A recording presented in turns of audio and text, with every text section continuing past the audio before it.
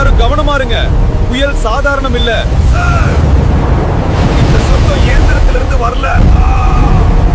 இந்த கப்பலை நான் காப்பாத்துவேன். ஏதோ தவறா இருக்கு.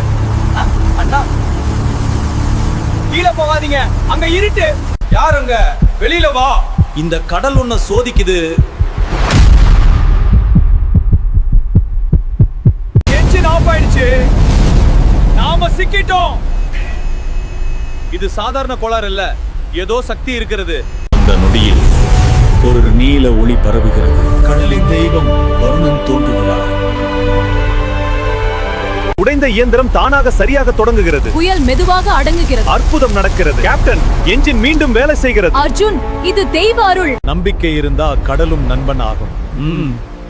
நீதான் இந்த கப்பலின் வீரன்.